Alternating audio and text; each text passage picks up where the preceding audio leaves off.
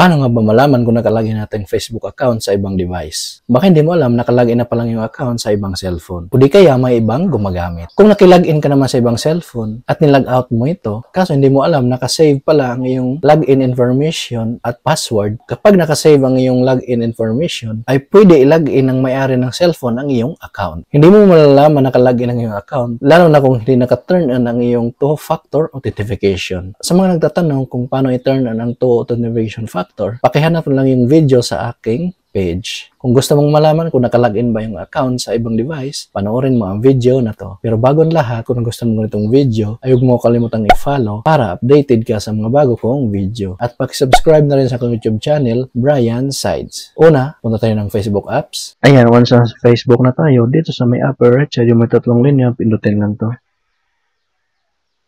Then, scroll up. Pinutin itong Settings and Privacy. Pinutin itong Settings. Then, under sa Meta Account Center, pinutin lang itong Password and Security. Then, under sa Account Settings, pinutin lang itong Password and Security.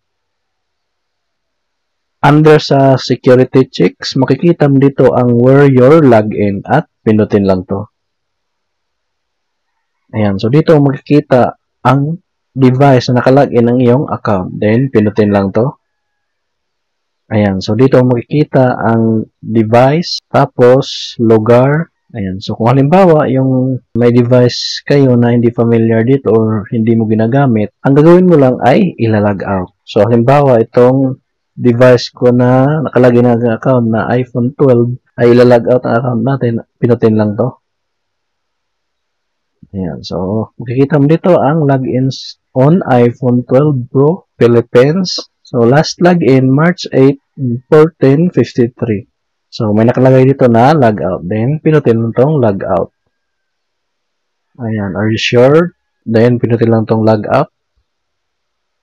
Ayan, news had been successfully logged out. So, kapag ganon, ang gagawin nyo ay magpalit agad kayo ng password. So, ganon lang kadali.